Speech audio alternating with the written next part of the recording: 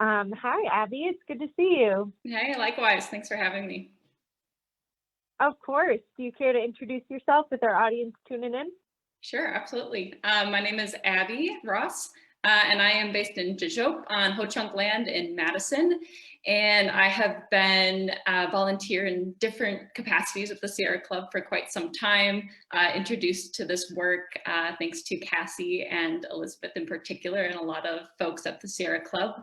I've been part of the tar sands team in the past, at times the Beyond Coal campaign, and at this time, I'm serving on the XCOM committee, as well as the equity and potentially finance committee. We'll see how I do there. Excellent. Many, many hats. Thanks for joining us today. And today you're talking with us about tar sands pipelines, which is part of what brought you into this work.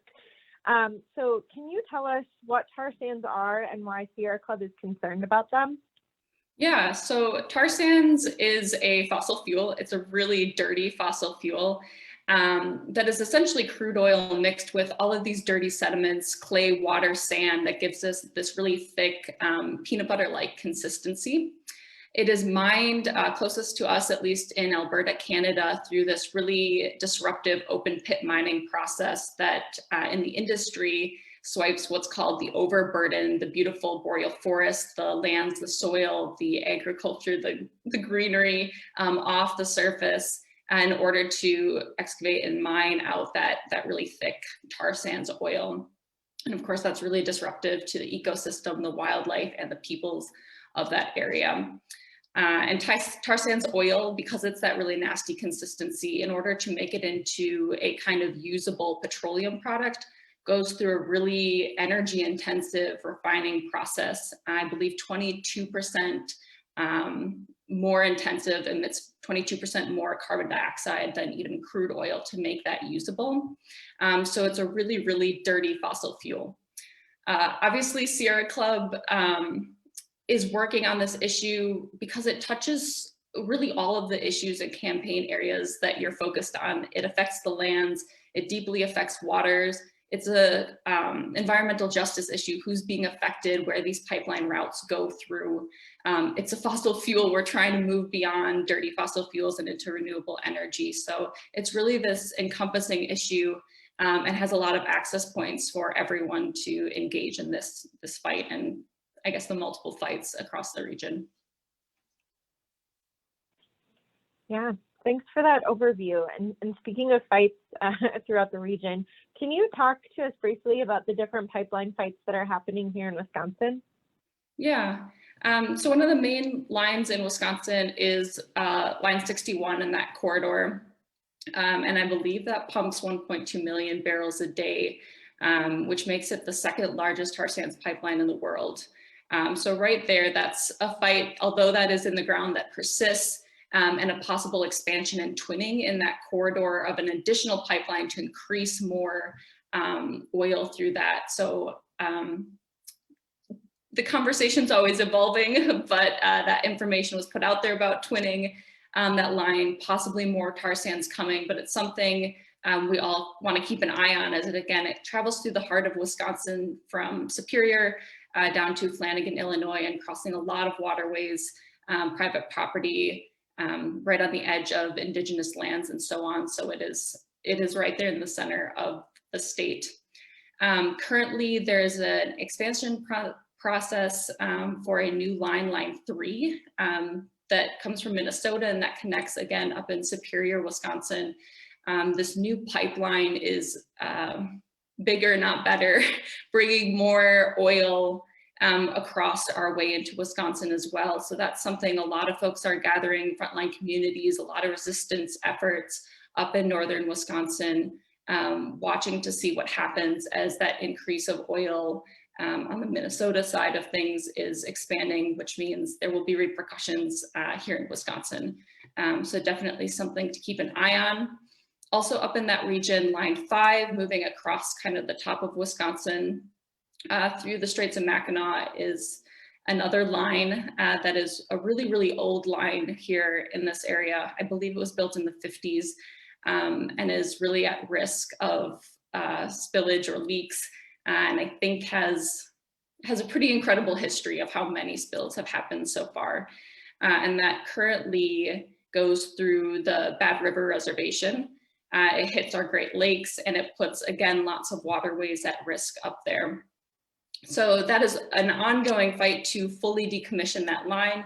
There's also currently a fight against a reroute project that still puts that new segment of Line 5 through the Bad River Reservation. So again, that puts those lands, cultural practices, private property, the whole package in that area at deep risk, including some really notable areas in our state, like Copper Falls and the Cadogan Slows, is that correct? Some really important spots. So those are, in brief, the fights, but they are moving really quickly, and certainly lots of areas to plug into. Yeah, thanks so much. And you touched on this a little bit, but are there any additional risks from these pipelines that you want to talk about that you haven't mentioned yet?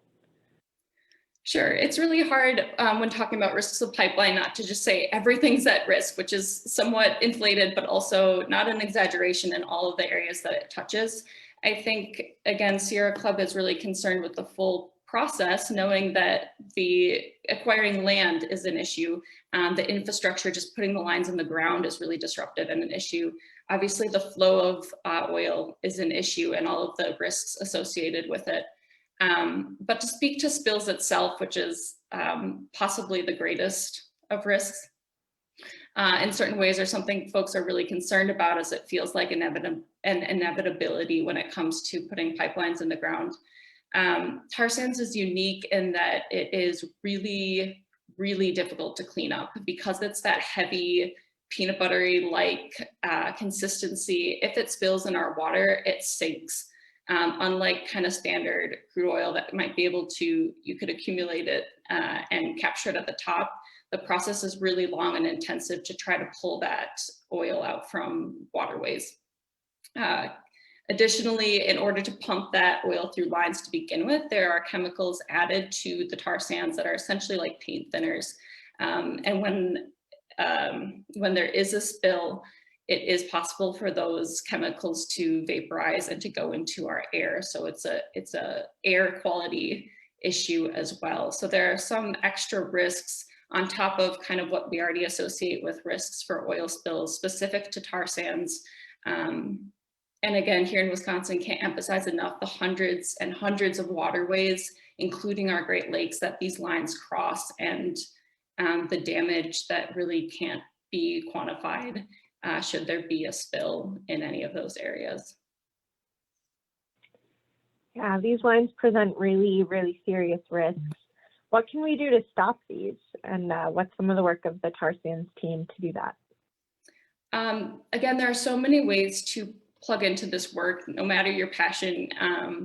If you are not as knowledgeable about this issue, there are so many different avenues, but there's also a lot of work happening that you don't need to create something new. There are folks at the front lines of these fights, particularly tribes and indigenous communities where these pipelines cut through, listening to the voices at those lines, supporting organizations that are working with any community on this topic, and putting your time, your resources, however you define that, in that movement space, when and where we can, thinking beyond kind of our standard ways of engaging in activism and trying to step out and be creative with our voice, writing, speaking at public hearings, talking to officials. If that's your strength, go there. If you are able to show up in person to any sort of event or virtually, however you can show up, speak up.